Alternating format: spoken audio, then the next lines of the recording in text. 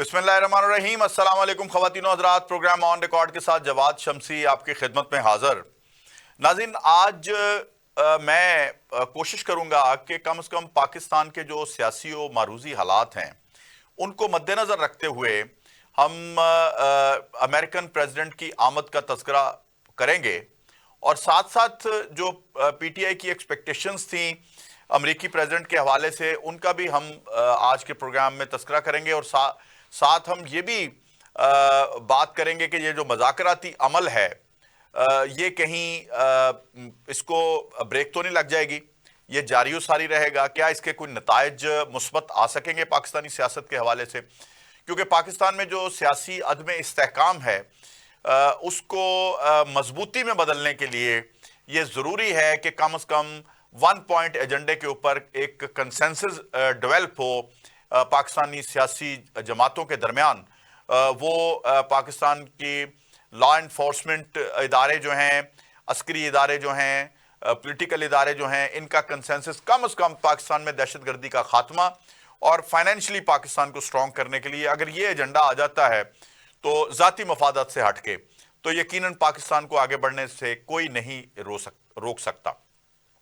अब चूंकि इम्कानात इस बात के हैं, ज़ाहिर है सज़ाएँ हो रही हैं और जब सज़ाएँ हो जाती हैं मुकदमात में किसी भी लीडर को या किसी भी मुल्ज़म को, तो फिर उसके बाद अदालतों से रिलीफ लेना या अपनी अपील करना उसका हक होता है, खा वो सज़ाए मौत का कैदी हो, खा उम्र कैद का कैदी हो, खा किसी क्रिमिनल मुकदमे या सिविल मुकदमे में या वाइट कॉलर क्राइम में जो भी जुर्म किया हो उसका हक बनता है कि अदालतों के पास जाए और अपने लिए रिलीफ ले। अब बार बार एक आयरन मैन कह कह के उस शख्स को इतना मैं समझता हूं कि डिच कर दिया है उसकी पार्टी ने। अब अगर उसको रिलीफ भी मिलता है तो उसके बाद भी अगर डील की आवाज आए तो ये कोई इंसाफ नहीं होगा। मेरे साथ आज इन मौज़ूआत पे गुफ्तगू करने के लिए मुस्लिम लीग नवाज के सीनियर रहनुमा हैं और सीनियर पार्लियामेंटेरियन मैं कहूँगा, मुंतखब भी हुए और कानूनदान भी हैं, पाकिस्तान मुस्लिम लीग नवाज से ताल्लुक है। वेलकम करते हैं प्रोग्राम में आसिफ बाजवा साहब। अस्सलाम वालेकुम सर। वालेकुम अस्सलाम शमसी साहब, बहुत शुक्रिया जी आपका, मुझे आपने इनवाइट किया और वक्त दिया जी। जी बाजवा साहब, एक तो मुझे बताइए कि इस वक्त जो ट्रंप का आना, हलफ लेना और जब ये इलेक्शन जीता था तो पीटीआई वालों की आवाज़ आ रही थी कि जिस तरह से बस ट्रंप आएगा तो अपना और जिस तरह करण अर्जुन आएंगे और अपना माँ को सहारा देंगे और माँ को मुसीबतों से निकाल लेंगे, तो यहाँ तो मुझे कुछ ऐसा नजर नहीं आया। बिस्मिल्लाहिर्रहमानिर्रहीम। गुजारिश ये है कि अगर आप ये देखें, गौर करें बानी पीटीआई की स्टेटमेंट्स और उनके जो वर्कर्स हैं या उनके जो फॉलोअर्स हैं या उनके जो पॉलिटिकल उनके साथी हैं, आप उनकी स्टेटमेंट्स देखें तो ये वो लोग हैं जो कहते थे कि हम हकीकी आज़ादी चाहते हैं और उससे पहले ये कहते थे कि एब्सोल्युटली नॉट। और अब गुजारिश ये है कि ये सिर्फ और सिर्फ इनकी सोच यहाँ तक महदूद है कि ये कहते हैं कि बस ट्रंप आएगा, ट्रंप को जिताएंगे और ट्रंप आके इमरान खान की बाबत सबसे पहला टेलीफोन वो ये करेगा कि इमरान न्याजी को छोड़ दो। लेकिन ये ऐसा मुमकिन नहीं है। वो एक हेड ऑफ स्टेट है जो पाकिस्तान पूरी दुनिया की सुपर पावर है। वो अगर कोई माने या ना माने, शमसी साहब, जवाब साहब, अगर कोई माने या ना माने, लेकिन वो पूरी दुनिया को अपनी ख्वाहिशात के मुताबिक चला रहे हैं, चलाते रहे हैं और चलाते रहेंगे। बिल्कुल ठीक। मास वाय रशिया और चाइना के जी, बाकी मोर देन 99% जो लोग हैं वो उनकी हर बात को मानने को तैयार है। वही लोग, ठीक है।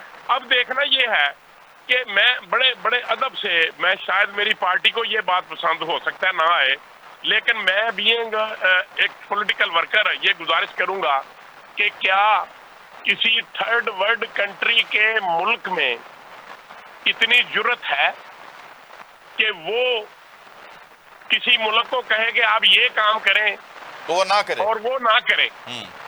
सब लोग करने को तैयार है, लेकिन कुछ शराइत होंगी, कुछ कंडीशंस होंगी। मिसाल के तौर पे एक माँ ने शेर जना जिसका नाम मियां मोहम्मद नवाज शरीफ था, उनको बिल क्लिंटन ने टेलीफोन किए, थ्रेट्स लगाए, लालच दिए, लेकिन उसने कहा नहीं भाई, ये मेरे मुल्क का मामला है, मेरे मुल्क की सलामती का मामला है, मैं तो धमाके करूं ही करूं। उन्होंने कर दिए। अब बात यह है कि जो लोग कहते थे कि हम हकीकी आजादी चाहते हैं, जो लोग कहते थे कि एब्सोल्युटली नॉट, अब वो कहते हैं ट्रंप क्यों करेगा टेलीफोन किसी की, और क्या वो ऐसे मुल्क का सरबराह जो सुपर पावर हो, और वो जो कहते हैं कि पूरी दुनिया में हम ही हैं, हमारा ही मुल्क है, जो लॉ एंड ऑर्डर को चलाते हैं और जो कानून और आइन की बालादस्ती पे काम करते हैं। अच्छा, अगर बाजवा साहब, अगर फर्ज भी कर लिया जाए तो फोन भी आ जाता है, इनकी मोहब्बत में हमारी गवर्नमेंट और एस्टेब्लिशमेंट मान भी जाते हैं कुछ कंडीशंस के ऊपर, तो ये कैसा मुमकिन है? क्योंकि नवाज शरीफ के दौर में जब मुआहदा हुआ था या नवाज शरीफ को जब भेजा गया था तो उस वक्त डिजिटल मीडिया का दौर नहीं था, उस वक्त कुछ चीज़ें जो थी वो पिन्हा रहती थी, लेकिन आज एक बात होती है तो अगले दिन वो वाज़ेह हो जाती है। ऐसा मुमकिन ही नहीं है कि जब इमरान को उनके कहने पे रिलीफ दिया जाए और फिर ये सोचा जाए कि जी हमारी गवर्नमेंट की तरफ से कोई स्टेटमेंट नहीं आएगी या ISPR की तरफ से कोई वजाहत नहीं आएगी, ये मुमकिन है? नहीं सर, देखें, बात यह है कि मैं इस बात को किसी सूरत तस्लीम करने को तैयार नहीं हूँ कि वो टेलीफोन करेंगे। वो कतई तौर पे एक सजा याफ्ता शख्स को, जहाँ पे रूल ऑफ लॉ हो, उस मुल्क का एक सरबराह, दुनिया की सुपर पावर का एक सरबराह, और डोनाल्ड ट्रंप जो दूसरी दफा उसका प्रेसिडेंट मुंतखब हुआ है, वो किसी सजा याफ्ता शख्स को किसी भी ना एस्टेब्लिशमेंट से, ना स्टेट से, ना पॉलिटिकल लोगों से कभी भी नहीं कहेगा कि इसको रिलीज कर दो। ये मुमकिन नहीं है। सही है, ठीक है, ठीक है जी। और अच्छा, ये इनकी अब थोड़ा आगे आ जाएं, हम अमेरिका के मामला से निकल के अब पाकिस्तान के जो सियासी मामलात हैं उसमें आप आ जाएं। हम देखें कि जी हमारे जो स्पीकर साहब हैं याद सादिक साहब, उन्होंने बड़े अच्छे तरीके से एंटरटेन करने की कोशिश की मुज़ाकराती अमल को, उनके ऊपर भी क्वेश्चन मार्क लगाया PTI ने, और अब जो कंडीशंस रिटन दी हैं, जो शराइत इन्होंने जो मुसवदा दिया है, उस पर एक ज़ैली कमेटी बना दी है वज़ीर आज़म पाकिस्तान ने। उसमें जुडिशल कमीशन बनाने का कहा गया है, बेगुनाह लोगों को या सियासी कैदियों को छोड़ने का कहा गया है। तो अब मुझे ये बताइए कि ये मुज़ाकराती अमल जो है और ये जारी रहेगा या इसके कोई नताइज निकलेंगे और इसके कोई मुस्बत नताइज निकलेंगे? देखिए सर, पहली बात तो ये है कि बानी PTI कभी भी मुज़ाकरात के हामी नहीं रहे। वो एक जिद्दी इंसान है और वो डिक्टेटरशिप के कायल हैं, और मैं ये समझता हूँ कि जितनी उनकी पार्टी में डिक्टेटरशिप है किसी और पार्टी में नहीं है, नंबर 1। नंबर 2, दूसरी बात जो आपने इरशाद फरमाई, जो क्वेश्चन है, देखें, किसी भी सूरत में पाकिस्तान मुस्लिम लीग नून ये अकेली जमात की गवर्नमेंट नहीं है। हमने तमाम जमातों को ऑन बोर्ड लिया हुआ है और हर जमात का हमने नुमाइंदा पार्ली उस कमेटी में रखा हुआ है। हमारी ये ख्वाहिश है कि हम इस सिस्टम को चलता रहने दें। हम गवर्नमेंट में हैं, PTI अपोजिशन में है। तमाम हमारे, देखें, हम चाहते हैं कि पाकिस्तान में पॉलिटिकल स्टेबिलिटी आनी चाहिए। जब पाकिस्तान में स्टेबिलिटी आए, पॉलिटिकल स्टेबिलिटी आएगी, फिर इकोनॉमिक स्टेबिलिटी आएगी। हमारी ख्वाहिश है, लेकिन हमें ये भी पता है कि अपोजिशन जो है उनका काम होता है रोडेट खाना, मामला को खराब करना। और वो जब देखें, ये कैसे मुमकिन है कि गवर्नमेंट में रहते हुए जब हम उनको कुछ दे सकते हैं तो हम ना दें। हमारी ख्वाहिश है कि हम मुज़ाकरात को कामयाब करें।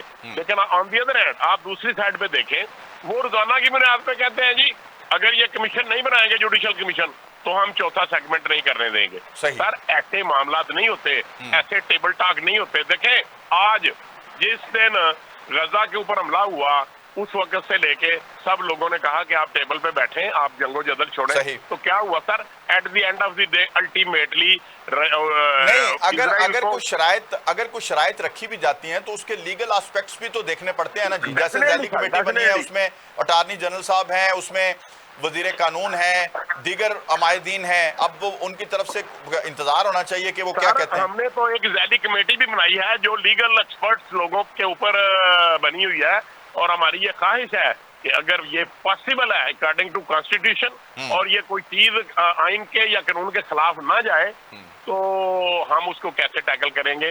हमारी ख्वाहिश है कि मुज़ाकरात कामयाब हो, लेकिन पीटीआई की ख्वाहिश कभी भी नहीं रही। वो सिर्फ लोगों में सच्चा होने के लिए उन्होंने एक कमेटी तश्कील दे दी। देखें, ऐसी कमेटी जब कोई बात भी नहीं थी उन्होंने उसी वक्त कमेटी तश्कील दे दी थी। अपना बाजवा साहब, अल्टीमेटली क्या जमात को ये एहसास नहीं है कि मज़ाकराती अमल शुरू होने से या उसको पाया तकमील तक पहुँचाने के दरमियान जो इनका लीडर है उसको कुछ अपना नरमियाँ मिल सकती हैं, वो उसकी कोई उम्मीद पैदा हो सकती है, एक नया कॉन्फिडेंस इनकी पार्टी में डेवलप हो सकता है? क्या फिर तो ये जानबूझ के बानी पीटीआई को शायद अंदर रखना चाहते हैं? फैसल वार्डा की जो बात है वो दुरुस्त साबित होगी। ये जो बात आपने की है, जो बड़े सीजनड आपकी तरह के इस फील्ड में हैं, जो मीडिया पर्सन्स हैं या जो आपकी तरह एंकर पर्सन्स हैं या जिनका ताल्लुक इस मीडिया से है, वो सब उनमें से जो सीजन लोग हैं, जो बड़े पॉलिटिकल स्पेशलिस्ट हैं, वो यही कहते हैं कि ये सारा कुछ जो है, ये जो उनके जो लीडरान हैं वो नहीं चाहते कि बानी पीटीआई बाहर हो, क्योंकि वो एक डिक्टेटर आदमी है और वो ये समझते हैं कि जब वो डिक्टेटर आ जाएगा तो सब लोगों की छुट्टी करा देगा और सिर्फ अकेला, वो कहेगा मैं अकेला ही शेर हूँ, मैं अकेला ही जंगल का बादशाह हूँ। तो सब लोग अपनी इज्जत बचाने के लिए उसको प्रोलांग तो करना चाह रहे हैं, लेकिन उनकी ख्वाहिश ये है कि बानी पीटीआई जेल में ही रहे ताकि ये अपने अपने काम चलाते रहें। अच्छा, तो अब अगर बानी पीटीआई जेल में रहते हैं, हुकूमत भी चलती रहती है, ये जो अमेरिकन लॉलीपॉप है वो इमरान खान को ये दे के रखते हैं, तो फिर अब आप वकील हैं, अपना पेशे से कानूनदान है, तो मुझे बताइए कि मेरी सोच तो ये है कि जब भी किसी शख्स को सज़ा हो जाती है, उसका केस जब मंतकी अंजाम तक पहुंचता है, तो उसके बाद जो मुल्ज़म होता है, जो मुजरम होता है, उसको रिलीफ मिलने के चांसेस शुरू हो जाते हैं। अगर आप एग्री कीजिएगा तो फिर बताइएगा नाज़रीन के लिए। देखिए सर, मैं इस बात पे बिल्कुल, मैं तो समझता हूँ कि मुझे तो आज लग रहा है कि आपने भी कुछ कानून जरूर पढ़ा हुआ है या आप वकला में बैठते हैं। एक सेकंड, जरा पूरा मुकम्मल होने दे सवाल। रिलीफ होने के चांसेस शुरू हो जाते हैं और उस शख्स के साथ ये कितनी ज्यादती होगी कि वो जेन्युइनली रिलीफ की तरफ जा रहा होगा और ये जो जुल्फी बुखारी जैसे या दीगर लोग जो अमेरिकन लॉलीपॉप दिए हुए हैं, तो वो अमेरिका का लेबल लगा के कहेंगे जी अमेरिका ने इनको रिलीफ दिलाया है, तो ये उस शख्स के साथ कुछ ज्यादती नहीं होगी? आपने देखें, आपने बहुत स्ट्रांग क्वेश्चन मेरे ऊपर रेज किया है। मैं बीइंग स्टूडेंट ऑफ लॉ आपसे ये कहूंगा कि जब भी किसी भी शख्स को, चाहे उसका कोई भी मुकदमा हो, जब भी उसको जो बेसिक ट्रायल कोर्ट होती है उसमें उसको सजा हो, तो उसके बाद एपिलेट कोर्ट में उसमें मोर देन 50% चांसेस होते हैं उसको रिलीफ मिलने के। बिल्कुल, ये एक लीगल बात मैं करने जा रहा हूँ। आप देख लीजिए, कोई भी मुकदमा हो, अगर कोई सिविल कोर्ट से सजा मिले तो उसको कुछ ना कुछ रिलीफ सेशन कोर्ट से मिलता है, और अगर सेशन कोर्ट से उसको सजा हो तो उसका कुछ ना कुछ रिलीफ हाई कोर्ट से, और फिर उसके बाद सुप्रीम कोर्ट से उसको बहुत ज्यादा रिलीफ मिलता है। तो मैं ये बात आपसे इत्तेफाक करता हूँ कि चांसेस ज्यादा हो सकते हैं, लेकिन चूंकि ये एक ओपन एंड शट केस था, ये इसमें कोई दूसरी राय नहीं थी, सिंपल सी बात थी कि वहां से एनसीए ने भी जो रिपोर्ट दी, फिर उनकी अदालत ने भी, यूके की अदालत ने भी इनको कहा कि आप ये पैसे स्टेट को दे दें, लेकिन ये मलिक रियाज के कोर्ट में जाने का या किसी दीगर कोर्ट में जाने का क्या मकसद था? ये अब पीटीआई वाले कहते हैं जी कि बानी चेयरमैन ने तो खुद से तो नहीं ना पैसे लिए या इस्तेमाल नहीं किए। भाई आपने, और अगर खुद भी नहीं लिए तो फिर आपने वो अल कादर यूनिवर्सिटी की जो प्रॉपर्टी थी, जमीन थी, वो कहाँ से ली? अच्छा, यहाँ पे ना मेरा ख्याल है या तो इनके वकला समझ नहीं पा रहे, जो हमें पता चला है ना, इमरान खान को जो सजा हुई है वो एज अ प्राइम मिनिस्टर अपने जो अख्तियारात हैं वो आईनी और कानूनी तौर पे उन्होंने तजावुज किया है, और अगर उसकी सजा मिली है। ये अल कादर पे तो अभी इनको सजा मिली नहीं है, आप फैसला पूरा पढ़े। मैं फैक्ट्स ऑफ द केस पे बात कर रहा था, मुझे पता है, मैंने उसका फैसला पढ़ लिया है, आपने बिल्कुल दुरुस्त इंटरप्रिटेशन की है, बिल्कुल मैं I agree with you sir. तो मैं ये बात बेमागे दोहल कहना चाहता हूँ कि ये लॉलीपॉप देने की वजह से, ये आपने जो इससे पहले क्वेश्चन रेज किया था कि ये नहीं चाहते कि बानी पीटीआई जेल से बाहर आए, सही। और ये उसी बात को मैं भी इंडोर्स करता हूं। आपने जो बात की है, आई एग्री विद। ठीक है। अच्छा, अब आप आगे आगे बढ़ते हैं। अब ये हुकूमती जो मामलात हैं, इस जी। वक्त जो स्टैब्लिशमेंट है, इनका जो कंसेंसस है इस बात के ऊपर कि हमने दहशतगर्दी का खात्मा करना है इस मुल्क के अंदर से, और इकोनॉमिकली मुल्क को सर्वाइव करवाना है, आगे की तरफ बढ़ना है और फिर तरक्की की तरफ बढ़ना है, ये तो अपनी जगह पे मौजूद है। लेकिन मैं पाकिस्तान की जितनी मेरी होश है या जितना मैंने जर्नलिज्म किया है, हिस्ट्री ऑफ पाकिस्तान में मैंने ये पहली स्टैब्लिशमेंट देखी है, यानी सैयद आसिम मुनीर जो आर्मी चीफ हैं हमारे, उनकी सरबराही में, कि जिसमें इनका कोई ज़ाती एजेंडा नज़र नहीं आता स्टैब्लिशमेंट का, सिर्फ पाकिस्तान एजेंडा है। और मुझे बताइए कि फिर तो इनको इस हुकूमत को और एस्टेब्लिशमेंट को कोई प्रेशर नहीं होगा जिनका पाकिस्तान सिर्फ एजेंडा हो। देखिए सर, अगर किसी पॉलिटिकल लीडर ने या किसी पॉलिटिकल पार्टी ने या किसी एस्टेब्लिशमेंट ने या ब्यूरोक्रेसी ने जिसने भी वो काम करना है जो खालिस्तान पाकिस्तान की सालमियत के लिए हो, पाकिस्तान की डेवलपमेंट के लिए हो, for the people of Pakistan हो, तो फिर इसको किसी किस्म का डर और खौफ नहीं होना चाहिए। सही। और ना डर और खौफ होगा। मैं ये समझता हूँ कि जनरल आसिम मुनीर ने, देखें, मैं अब बड़े अदब से ये गुजारिश करूंगा कि अब उनको तो ये लालच नहीं रहा ना कि मैंने इनसे कोई जो है वो अपना एनहांसमेंट लेनी है, मैंने अपने को मुद्दत मुलाजमत में तोसी लेनी है, ऐसा तो उनको कोई लालच नहीं है। वो तो कानून बन गया ना, वो तो कानून बन गया। तो इसलिए अब उनकी सोच, जो आपका क्वेश्चन, देखिए आप कहेंगे कि सारा कुछ ही मैं आपके ऊपर डाल रहा हूँ। अब आपके जो क्वेश्चन है वो बिल्कुल मैं एग्री करता हूँ। सॉरी, ये बात बिल्कुल दुरुस्त है कि अब उनको किसी किस्म का कोई लालच नहीं है। उनको सिर्फ और सिर्फ उनकी सोच पाकिस्तान के लिए है और पाकिस्तान की सालमियत के लिए है, for the betterment of the people. और इसलिए वो इंशाल्लाह कामयाबी की तरफ जाएंगे। और ये एक कितना सुनहरी दौर होगा कि अवाम को हमेशा ये याद रखेंगे। अच्छा, एक आखिरी क्वेश्चन कि ज़ल्मे खलीलजाद को आप कहाँ रेट करते हैं, क्योंकि वो तो ट्वीट पे ट्वीट दागी जा रहा है बानी पीटीआई के लिए। देखिए सर, ज़ल्मे खलीलजाद की जो है ना इस वक्त, I think he has no value. उसकी स्टेटमेंट की, उसके ट्वीट की कोई अहमियत नहीं है। जो ट्रंप है, आप उसके मिजाज को और उसकी सोच को बेहतर तरीके से समझते हैं। वो अपनी मर्जी करने वाला आदमी है।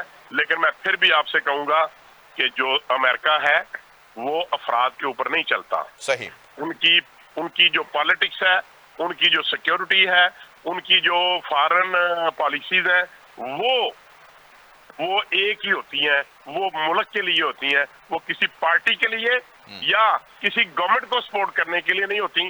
वो सिर्फ और सिर्फ अमेरिका की बेटरमेंट के लिए होती हैं।